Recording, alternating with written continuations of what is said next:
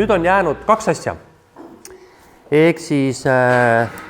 moodsa ja väga keerulise nimega sõna DMO ja äriplaani koostamine. Täna on siis nii-öelda DMO. DMO ehk Destination Management Organization. Ehk siis, kuidas me tõlkisime sihtkoha haldamisorganisatsioon, ja me ei suutnud ühtegi head nime välja mõelda, aga mõttes saavad kõik aru. Ehk siis, kui nüüd niimoodi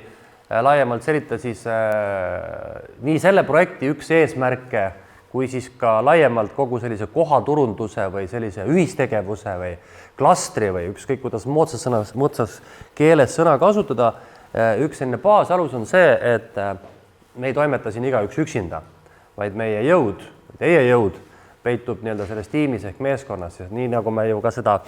toodet-teenust siin disainisime, siis me disainisime ta niimoodi, et meil on siin erinevad huvigrupid või erinevad teenusepakkujad või ütleme, et me kõik siin esindame natukese nagu igaüks erinevat mingisugust ootust, huvi, eesmärki, aga kõigil on üks eesmärk. Kuidas nagu tuua siis siia piirkonda rohkem turiste, eelkõige neid samu kalaturiste, aga lõpptulemusena võivad nad olla lihtsalt ka pered, kes puhkavad, eks ole. Ja nüüd siis selleks, et seda klastrit, seda punti juhtida, tuleb teil tegelikult nüüd endal luua üks selline katusorganisatsioon, millel on siis, ütleme, see juriidiline pool on kõige väiksem asi. Tegelikult on kõige tähtsam see, et kuidas see nagu sisuliselt tööle hakkab. Ja siis, kui me vaatame lõpupoole, siis meie viimasel kohtumisel me peaksime rääkima siis äriplaanist ja sellest nii-öelda siis selle sama juhtimise või katusorganisatsiooni siis edasisest tööst ja tegevusest, et kuidas siis nagu siis koolitus ära lõpeb, et hakkab nagu päris elu uuesti pihta, et mis siis juhtuma hakkab, eks ole. Me panime alguses paika niimoodi, et selle DMO nii-öelda loomise käigus me võiksime ja peaksime siis tähelepanu pöörama nii-öelda siis kõigepealt üldisele asjad, et mis on selle katusorganisatsiooni eesmärk üldse, mis ülesande peaks kandma, kuidas seda juhitakse, millised ja kas ja millised on need finantsid, mis on vajalikud ja tegelikult laiemas mõttes võib ka öelda, et seal peab tekkima lõpuks mingi tegevusplaan ja kava ka. Ja ühesõnaga siis vorm, siis mis organisatsioon teeb igapäevaselt, kuidas ta töötab, mis ressursse tal vaja on, kus need ressursid võiks tulla ja kuidas siis nagu see nii-öelda katusorganisatsioon siis kõige paremal moel teid kõiki edasi aitab. Põhimõtteliselt kõige lihtsamal kuul võib öelda, et me oleme nagu siis see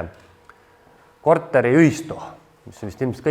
kõige parem näide, eks ole, et on hulk korteri omanikke, kel kõigil on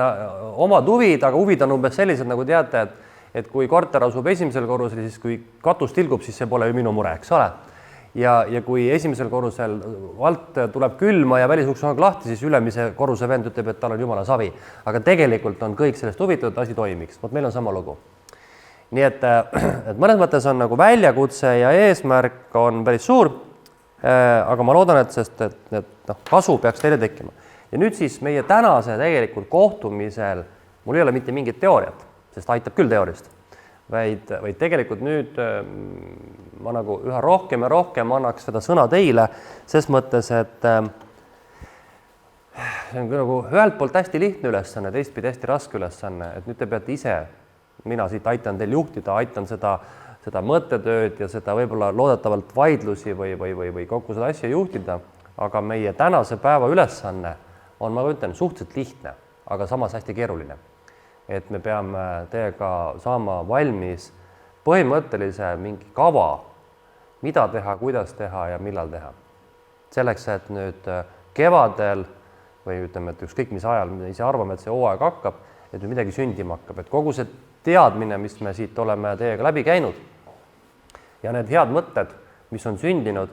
et need nüüd nagu realiseeruks mitte niimoodi, et siin Rain teeb ühte asja, siis eks ole, siit teine mees teeb teist asja, vaid et te teete koos seda asju kõike. Ja veel olukorras, kus meil tegelikult siin istuvad koos inimesed, kes kõik ei ole ju otseselt teenusepakkujad. Nii et ühesõnaga päris suur väljakutse. Ja loomulikult on üks eeldusi selles, et see teie nii-öelda see punt, kes täna siin on, ei pea ju jääma nii väikeseks, vaid et ideaalis peaks olema nii, et noh, ütleme siis niimoodi moodskeles, te olete nagu juhttuumiks siin praegu, juhtgrupp, kes loob alused selleks, et vot seesama nüüd see,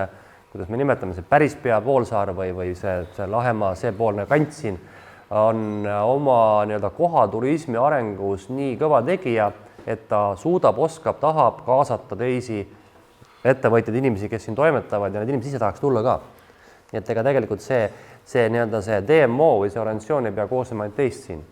vaid tegelikult võiks sinna veel rohkemgi inimesi juurde tulla. Nii et selles mõttes nagu lihtne, aga teistpidi just keeruline ülesanne, eks ole. Et seega täna on niimoodi, et me siis noh, nii-öelda teie eelkõige ise loomulikult minu siis nii-öelda väiksel kaasjuhtimisel hakkate siis omakeskis paika panema, et mis asja me siis teeme või kui näiteks, no ma isegi tahaks seda varianti nagu kaaluma võtta, et kui kõik leiavad, et ei ole üldse mõtet mitte midagi teha, et siis me ei teegi nagu midagi. Et seda varianti ma nagu kaaluda ei tahaks. Ehk siis eesmärk on see, et meie sellest koolitusprojektist oleks siis see kasu, et tõepoolest nagu ikkagi suudate mobiliseerida jõud, ma ei tea, valida sõna otseses mõttes juhatuse või kellegi, kes seda asja hakkab vedama ja tegelikult on see nagu päris suur töö. Et kui ma nüüd kujutan ette, et mismoodi see teie töö umbes peaks välja nägema, mis eeldadeks on see, et teil on vaja luua sisuliselt üks ikkagi juriidiline keha, kellele tekib siis võimalus hakata esindama kas siis ettevõtjaid või ka füüsilisi isikuid selle eesmärgi nimel, et tuua siia siis rohkem külastajaid, arendada seda piirkonda, kas siis kalaturismi või laiemalt turismi nii-öelda siis nagu vallas. Siis teil on vaja luua lisaks selle organisatsioonile keegi või mingid inimesed, kes siis on selleks nii-öelda kompetentsed, tahavad ja oskavad ja suudavad seda organisatsiooni juhtida ja siis on vaja teil omakeskis luua nii-öelda siis tegevuskava pluss siis võimalused rahastamiseks, sest et kui te olete natukesegi kursis sellega, millised on üldse tänapäeval Eestis nii MTÜ-de kui OÜ-de või ma ei tea, kes iganes selliste juriidiliste organisatsioonide rahastamisvõimalused, siis ega see ongi tegelikult ilmselt üks väheseid võimalusi, kuidas teie tööd siin arendada.